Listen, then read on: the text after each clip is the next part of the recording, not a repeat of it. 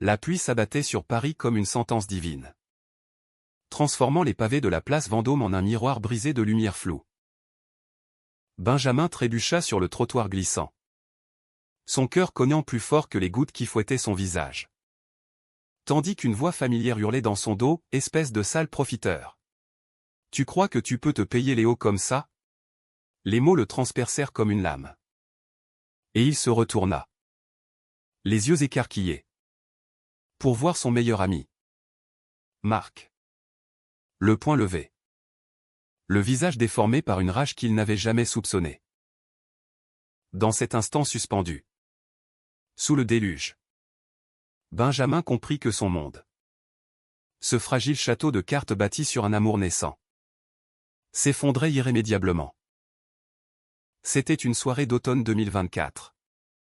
Et Paris, cette ville des amours éternels, semblait se moquer de lui avec ses cafés bondés et ses couples enlacés sous les auvents. Benjamin, 28 ans, aux cheveux châtains en bataille et aux yeux verts hérités d'une mère disparue trop tôt, avait toujours su que sa vie n'était pas un conte de fées. Fils d'un modeste horloger du quartier du Marais, il avait grandi entre les tic-tac des mécanismes anciens et les silences lourds de son père. Un homme brisé par la perte de sa femme. Aujourd'hui, Benjamin survivait comme graphiste freelance, enchaînant les petits boulots pour payer un loyer exorbitant dans un studio exigu de Belleville. Sa rencontre avec Léo avait été un coup de foudre. Un de ces hasards que la vie réserve aux désespérés, une exposition d'art contemporain au Louvre. Où Benjamin, embauché pour le catering, avait renversé un verre de champagne sur la chemise immaculée d'un homme qui se révéla être Léo Moreau, le magnate de la tech, héritier d'un empire numérique valant des milliards. Léo, 32 ans, était l'incarnation du rêve américain transplanté en France, grand, athlétique, avec des cheveux noirs coupés courts et un sourire qui désarmait les conseils d'administration. Fils unique d'un industriel lyonnais, il avait bâti Moreau Innovation à coups de nuit blanche et de vision futuriste, transformant des algorithmes en fortune. Mais derrière le milliardaire se cachait un homme solitaire, marqué par une enfance sous l'emprise d'un père absent et d'une mère alcoolique. Leur première conversation, trempée de bulles et de rires nerveux, avait effacé les barrières sociales.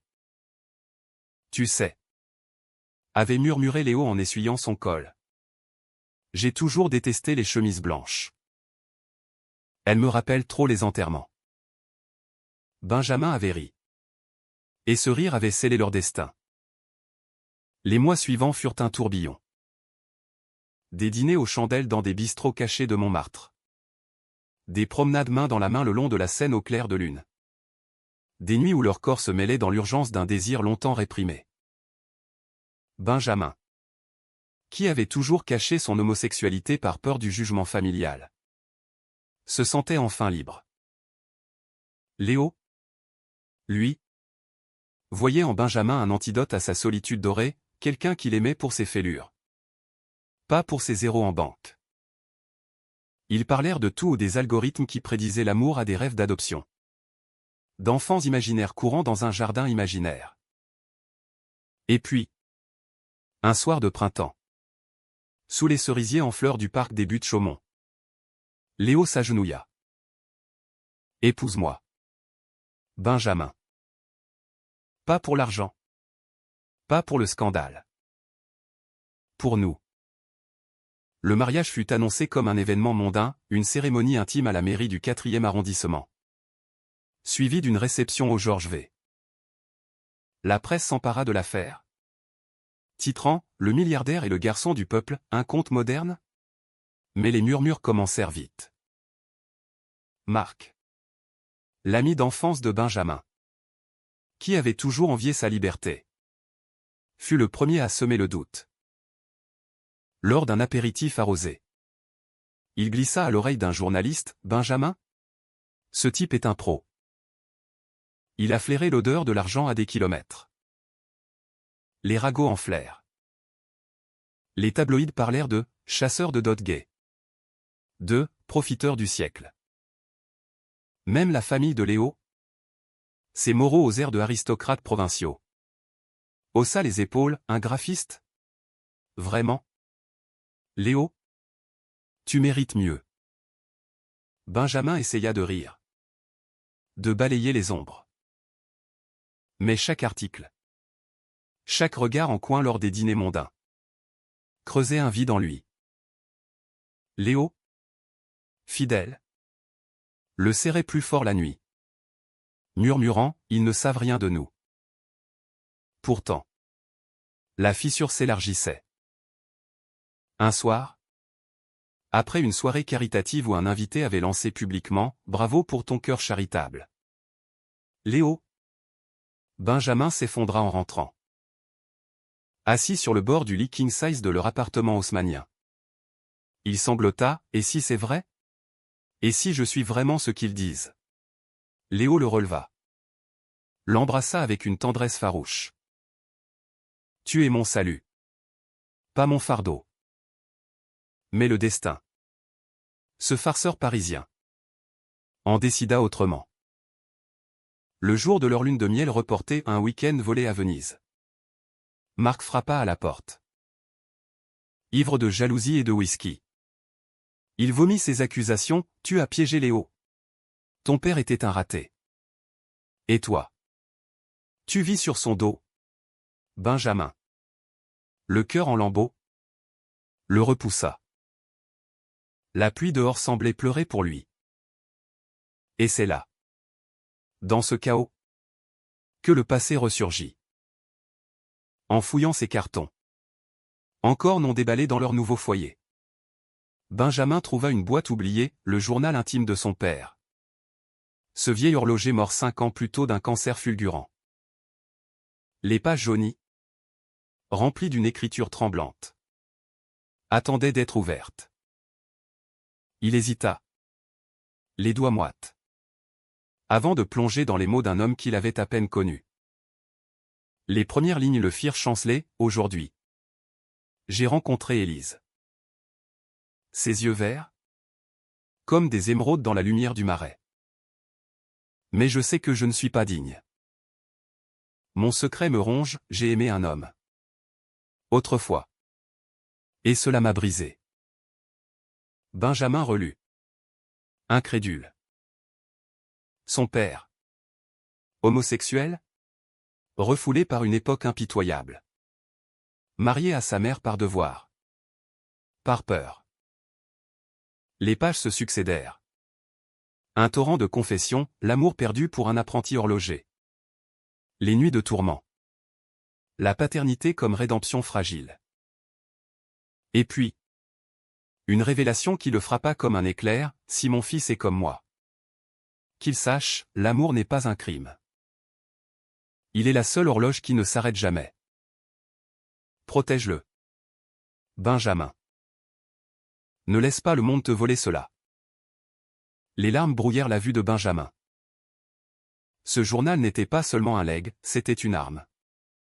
Un bouclier contre les accusations. Mais le révéler? À Léo?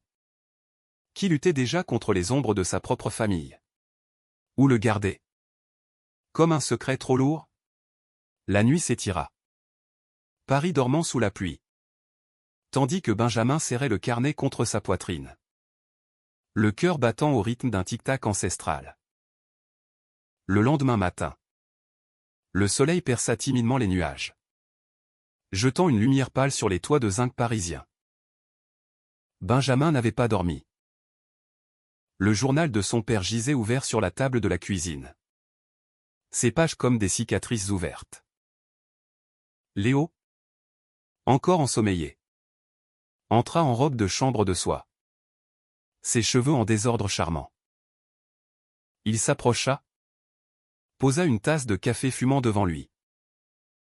Qu'est-ce qui te ronge? Mon amour? Tes yeux sont des puits sans fond ce matin. Benjamin hésita. Le poids des mots paternels comme un étau sur sa gorge. Il poussa le carnet vers Léo. Lis ça. C'est tout. Léo s'assit. parcourut les lignes d'une écriture qu'il ne connaissait pas. Au fur et à mesure, son visage se ferma, puis s'illumina d'une émotion brute. Ton père. Il était comme nous. Sa voix se brisa sur le « nous ». Il referma le journal. Attira Benjamin contre lui. « Pourquoi ne m'en as-tu pas parlé plus tôt ?» Benjamin haussa les épaules. La voix rauque, parce que j'avais peur. Peur que cela rende tout plus réel. Que cela prouve que je suis un imposteur. Un fils d'un homme qui a fui son propre cœur. Léo secoua la tête. Ses doigts traçant des cercles apaisants sur le dos de Benjamin. Non. Cela prouve que tu es courageux. Que notre amour est un héritage. Pas un accident. Pourtant, la paix fut éphémère. Les accusations de Marc avaient pris racine, se propageant comme une traînée de poudre dans les cercles huppés de Paris. Une semaine plus tard, lors d'un gala au Palais Garnier, le scandale éclata au grand jour. Une journaliste de Le Monde. Une femme aux lèvres pincées nommée Claire Duval. Cornera Léo près du buffet. Monsieur Moreau. On murmure que votre époux n'est pas ce qu'il paraît. Un mariage blanc pour les apparences? Ou un calcul pour l'héritage? Léo, piqué au vif, répondit d'un ton glacial, l'amour n'a pas besoin d'explication. Madame. Contrairement au ragot. Mais le mal était fait. Les invités chuchotaient. Les flashs crépitaient. Et Benjamin, à l'écart, sentit le sol se dérober. Rentré seul, Léo retenu par une crise au bureau. Benjamin erra dans les rues sombres du 7e arrondissement. Les lumières des brasseries le narguaient. Ces bulles de chaleur où les couples riaient sans entrave. Il s'arrêta devant une librairie fermée, le nez contre la vitre froide, et se revit enfant, lisant des romans d'amour interdits sous la couette. Son père, alors, le surprenait parfois. Un sourire triste aux lèvres, les histoires finissent bien dans les livres. Fiston. Dans la vie, c'est plus compliqué. Avait-il su, à cet instant, que son fils porterait le même fardeau? Le journal, dans sa poche, semblait palpiter comme un cœur vivant. Le lendemain, la trahison s'approfondit. Marc appela. La voix pâteuse d'excuses feintes. Écoute. Ben. J'ai peut-être exagéré. Mais sérieusement?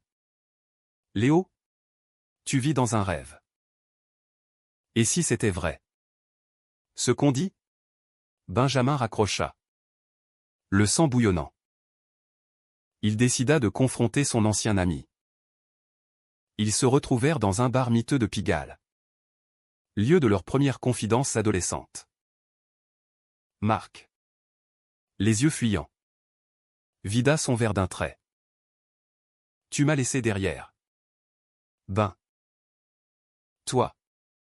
Le gamin du Marais. Et moi. Toujours à ramer dans mon job de prof. Léo t'a changé. La jalousie suintait de chaque syllabe. Benjamin. Les poings serrés. L'achat, ce n'est pas Léo qui m'a changé. C'est toi qui n'as jamais supporté que je sois heureux. Il partit, laissant Marc à ses regrets aigres. De retour chez lui, Léo l'attendait. Un dossier à la main. J'ai fait enquêter. Marc a vendu l'info à Duval. Des mais? Des virements.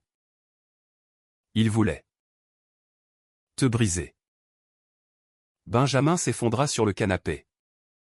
Un sanglot étouffé. Pourquoi moi?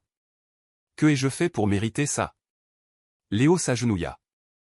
Ses yeux sombres emplis d'une détermination farouche. Rien. C'est l'envie qui pourrit les âmes. Mais nous, Nous sommes plus forts. Ils firent l'amour ce soir-là. Avec une urgence désespérée. Leurs corps entrelacés comme pour défier le monde. Dans les bras de Léo, Benjamin trouva un refuge. Un havre où les accusations s'évaporaient. Pourtant, le doute persistait. Tel un ver dans le fruit. Les appels de la famille de Léo se multiplièrent, sa tante. Une veuve acariâtre de Neuilly. Le Soma de, divorcé avant le scandale. Son cousin. Un avocat aux dents longues. Murmura des menaces voilées, pense à l'Empire. Léo. Ce garçon n'est pas du même monde. Léo les ignora. Mais Benjamin sentait la pression monter. Une nuit. Incapable de dormir. Il rouvrit le journal. Une entrée attira son œil, j'ai revu Antoine aujourd'hui. 20 ans après. Il m'a pardonné. Ou du moins. Il a essayé. L'amour refoulé est une prison. Mais le pardon est la clé. Si tu lis ceci. Mon fils. Souviens-toi, la vérité libère. Même si elle blesse. Inspiré. Benjamin décida d'agir. Il contacta un notaire. Un vieil ami de son père. Pour authentifier le journal. Les pages. Remplies de souvenirs intimes des lettres cachées. Des photos jaunies d'un jeune homme aux yeux rieurs. Devinrent un témoignage irréfutable. Non pas d'un profiteur. Mais d'un fils légitime. Héritier d'un amour courageux. Il en parla à Léo au petit déjeuner. Sous le chant des oiseaux dans leur balcon fleuri. Et si on le publiait? Pas pour l'argent. Mais pour laver mon nom. Pour montrer que notre histoire n'est pas un caprice. Léo hocha la tête. Un éclat fier dans le regard. Fais-le. Nous le faisons ensemble. Le projet prit forme, un extrait anonyme dans Libération. Un article sur l'héritage queer en France. Mais avant cela, un voyage s'imposa. Benjamin voulait honorer son père. Rendre visite à sa tombe au Père-Lachaise. Ce labyrinthe de pierre où Baudelaire et Proust veillaient sur les secrets. Sous un ciel d'octobre voilé. Ils déposèrent des fleurs ou des roses blanches pour l'innocence perdue. Léo serra la main de Benjamin, ton père serait fier. De toi. De nous. Pour la première fois. Benjamin crut en un happy end possible. Même si les ombres planaient encore. Mais Paris. Ville de lumière et de trahison. Réservait d'autres surprises. Une lettre arriva. Signée de la main de Claire Duval, j'ai des preuves. Rendez-vous ce soir. Où tout sort. Le piège se refermait. Benjamin. Le cœur serré. Prépara sa défense, le journal. Son talisman. La confrontation approchait. Et avec elle. Le premier vrai test de leur amour. Le rendez-vous eut lieu dans un café discret de Saint-Germain-des-Prés. Là où Sartre avait jadis disséqué les passions humaines. L'air était chargé d'odeurs de croissants chauds et de tabac froid. Un havre feutré pour les complots. Claire Duval arriva en tailleur strict. Ses cheveux blonds tirés en chignon impeccable. Un dossier sous le bras. Benjamin s'assit en face d'elle. Léo à ses côtés comme un rempart silencieux. Alors? Madame la journaliste? Quelle preuve avez-vous? Lança Benjamin. La voix ferme malgré le tremblement de ses mains. Claire sourit. Un rictus de chat angora. Elle étala des photos, Benjamin et Marc dans un bar. Riant trop fort, des captures d'écran de messages anodins où il plaisantait sur « décrocher la timbale ». Vous voyez? Un plan bien rodé. Votre ami a tout balancé. Et ce mariage? Trop précipité. Trop parfait. Les gens comme vous ne tombent pas amoureux de milliardaires par hasard. Léo se raidit, prêt à bondir. Mais Benjamin leva la main. Il sortit le journal de son sac. Le posa comme un artefact sacré. Lisez. Pas pour moi. Pour la vérité. Claire feuilleta les pages. Ses yeux s'écarquillant à mesure. Les confessions de l'horloger et l'amour interdit pour Antoine. Les années de mensonges pieux. La paternité comme acte de rébellion douce la désarmèrent. C'est authentique? Murmura-t-elle. Touchée malgré elle. Benjamin hocha la tête. Mon père a caché qui il était pour me protéger. Et moi? Je refuse de cacher notre amour pour plaire au monde. Publiez ce que vous voulez. Mais publiez la vérité. Claire referma le dossier. Vaincue. Peut-être que j'ai jugé trop vite. Laissez-moi du temps. Elle partit, laissant derrière elle un silence chargé d'espoir naissant. De retour dans leur appartement. L'euphorie les submergea. Léo embrassa Benjamin avec une passion renouvelée. Leurs lèvres se cherchant comme pour sceller un pacte. Tu as été magistral. Souffla Léo contre sa peau. Ils passèrent la soirée à planifier une interview conjointe. Un don à une association LGBTQ+ pour l'héritage queer. Paris. Dehors. Semblait plus belle. Ses lumières dansant comme des promesses. Mais la trahison de Marc. Elle n'était pas lavée. Benjamin, rongé par l'amertume, décida de le revoir une dernière fois. Ils se rencontrèrent au canal Saint-Martin. Ce ruban d'eau bordé de saules pleureurs où ils avaient partagé tant de bières tièdes. Marc arriva. Les épaules voûtées. L'air d'un homme qui avait perdu son chemin. Ben. Je suis désolé. C'était la jalousie. Tu sais? Voir ta vie s'envoler. Et moi coincé avec mes élèves ingrates. Benjamin l'écouta. Le cœur partagé entre colère et pitié. Tu m'as trahi. Marc. Pas pour l'argent. Mais pour l'envie de me voir tomber. Les mots planèrent. Lourd. Marc baissa la tête. Des larmes coulant sur ses joues mal rasées. J'ai tout gâché. Pardonne-moi? Benjamin hésita. Le journal dans sa poche comme un rappel. Le pardon n'efface pas la douleur. Mais je ne te hais pas. Va. Et trouve ta propre lumière. Ce soir-là. Benjamin confia tout à Léo. Blotti contre son torse musclé. J'ai pardonné. Mais ça fait mal. Léo caressa ses cheveux. Le pardon n'est pas pour lui. Mon amour. C'est pour toi. Pour que nous avancions libres. Leur nuit fut douce. Un mélange de tendresse et de désir. Leur corps explorant les contours d'une intimité plus profonde. Au matin. Une nouvelle tempête se leva, la famille de Léo frappa à la porte. Menée par son oncle. Un colosse aux manières de banquier.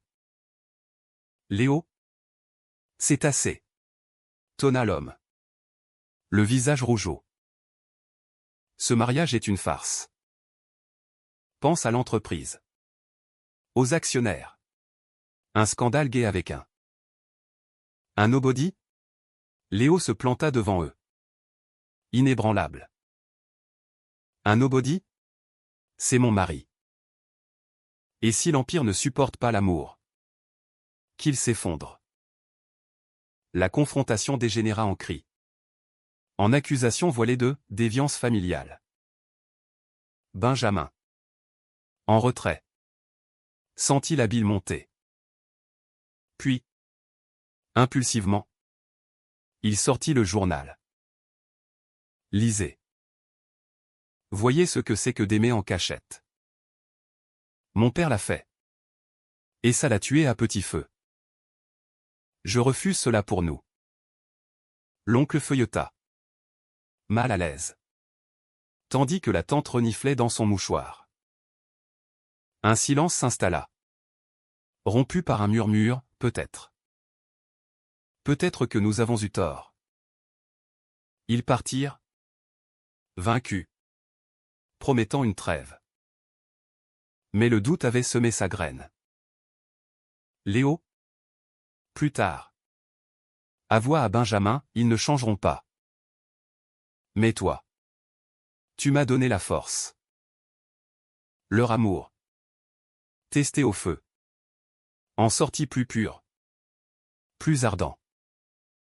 Les semaines suivantes furent un balme. L'article de Claire parut, L'héritage silencieux, un journal qui défie les préjugés. Les réactions affluèrent aux soutiens enflammés. Invitation à des débats sur l'égalité. Benjamin se sentit enfin vu. Non comme un profiteur, mais comme un survivant. Ils voyagèrent en Provence. Main dans la main dans les champs de lavande. Rêvant d'un futur, une fondation pour les jeunes queers. Un enfant adopté peut-être. Léo? Pragmatique. Esquissa des plans, imagine, une école d'art pour les talents cachés. Comme toi. Pourtant. Le chaos traoguettait. Une nuit. Un appel anonyme, le journal est faux. J'ai des preuves. Rendez-vous demain. Où Léo perd tout.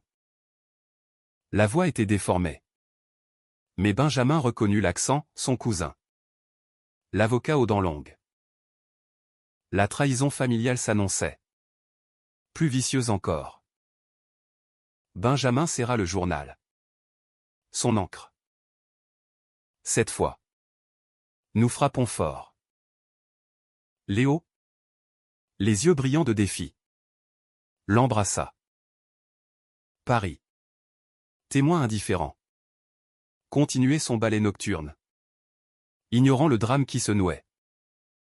Le rendez-vous se tenait dans un entrepôt désaffecté de la banlieue.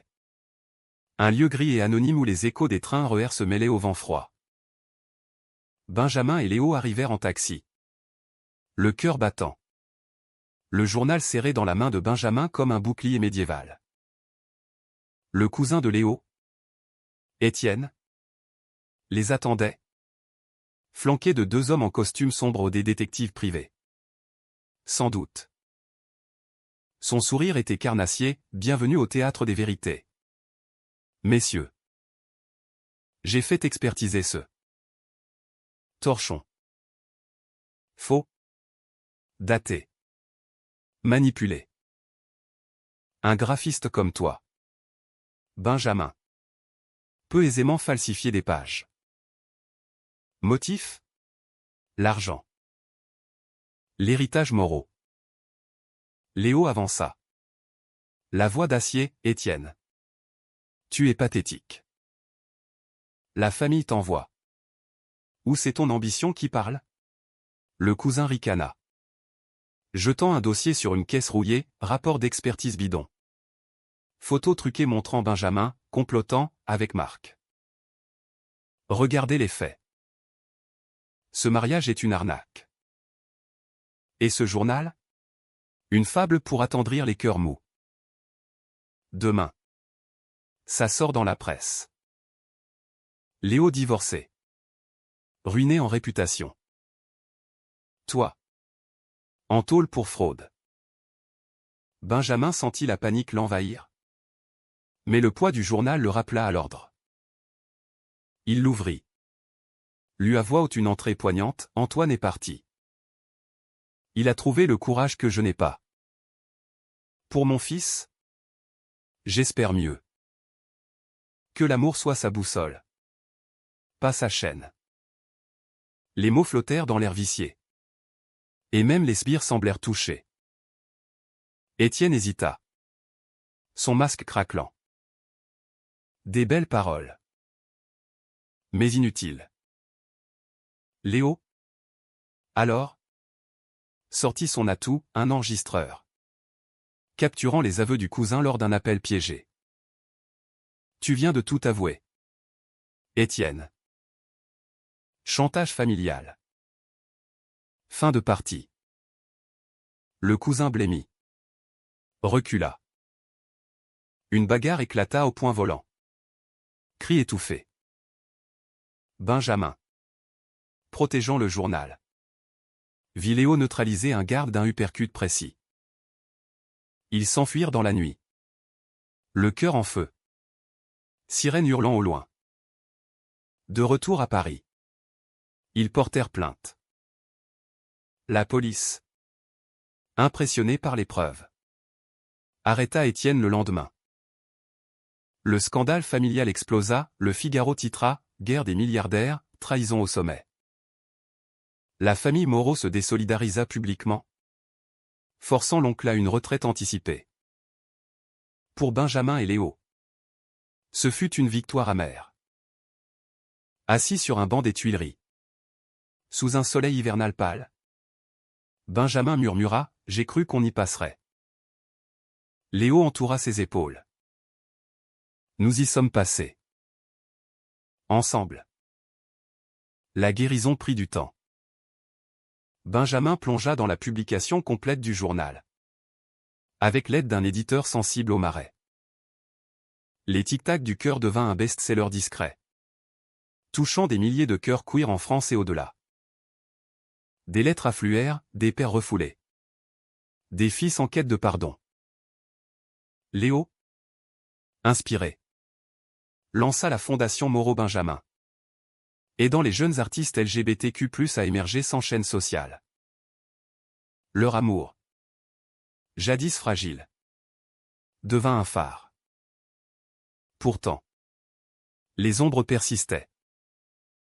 Marc, rongé par la culpabilité, tenta un suicide, une overdose ratée dans son appartement exigu. Benjamin, alerté par l'hôpital, se rendit à son chevet. Le voir pâle, tubulure au bras, raviva des souvenirs d'enfance, des rires partagés, des secrets chuchotés. Pourquoi, Marc? Demanda-t-il doucement. L'ami? Voix faible? Répondit, parce que je t'enviais. Ton courage. Ton Léo. Benjamin prit sa main. Le courage. On l'apprend. Lève-toi. Évis. Ce pardon, sincère cette fois, libéra quelque chose en lui. Léo, jaloux d'abord, comprit vite, tu as un cœur immense. Benjamin. C'est pour ça que je t'aime. Leur relation s'approfondit, passant des passions charnelles à une intimité quotidienne, des matins paresseux à lire le journal, des soirées à cuisiner des ratatouilles imparfaites. Ils parlèrent d'avenir, un enfant, via GPA en Californie, pour importer un peu de ce rêve américain que Léo chérissait. Un petit garçon aux yeux verts, rêvait Benjamin, la tête sur l'épaule de Léo. Mais le destin, capricieux, frappa encore. Lors d'une conférence à Cannes sur l'innovation queer, Léo s'effondra sur scène, un infarctus fulgurant, lié au stress accumulé. Benjamin, dans la salle, bondit, le monde se muant en cauchemar flou. À l'hôpital, sous les néons crus, il veilla, le journal à la main, lisant des passages à voix haute comme un exorcisme. Tiens bon, mon amour. Les horloges de ton père ne s'arrêtent pas. Léo survécut, faible mais vivant. Et ce fut le tournant, il vendit une partie de son empire, choisissant la vie sur l'ambition. Les mois suivants furent une renaissance. Léo, alité d'abord, puis en rééducation dans une clinique bordant la Méditerranée, redécouvrit le rythme lent de l'existence. Benjamin, Son ombre fidèle. Lisez des romans français de Proust pour les souvenirs. Gide pour les amours défendus. Tu sais, dit un jour Léo, lors d'une promenade en fauteuil roulant sur la plage de Nice. J'ai toujours couru. Après l'argent, le succès. Toi, tu m'as appris à marcher. Benjamin sourit. Les vagues léchant leurs pieds nus. Et toi, tu m'as appris à voler. De retour à Paris, ils réaménagèrent leur vie. L'appartement haussmannien céda la place à une maison modeste à Montreuil, avec un jardin pour planter des herbes et des rêves. La fondation prospéra, atelier d'art pour des jeunes comme Benjamin l'avait été. Bourse pour des histoires tues. Le journal de son père devint un pilier. Lu lors de soirées intimes où des voix tremblantes partageaient leurs propres secrets. Marc, sorti de l'hôpital, se joignit à eux rédemption lente. En aidant à l'organisation. Trouvant enfin sa place. Un soir d'été 2025. Sous un ciel étoilé au parc de la Villette. Léo et Benjamin renouvelèrent leurs vœux. Pas de tralala mondain. Juste un prêtre laïque queer et une poignée d'amis vrais. Je t'accuse d'être mon sauveur. Murmura Léo, glissant une alliance simple à son doigt. Benjamin rit. Les yeux humides, et moi. Je t'accuse d'être mon milliardaire de cœur. Ils s'embrassèrent, le monde s'effaçant, ne laissant que leurs battements synchronisés. Le bébé arriva 9 mois plus tard, un petit garçon aux yeux verts. Prénommé Antoine. En hommage au grand amour perdu du grand-père. Benjamin. Berçant l'enfant contre sa poitrine. Sentit le cercle se boucler.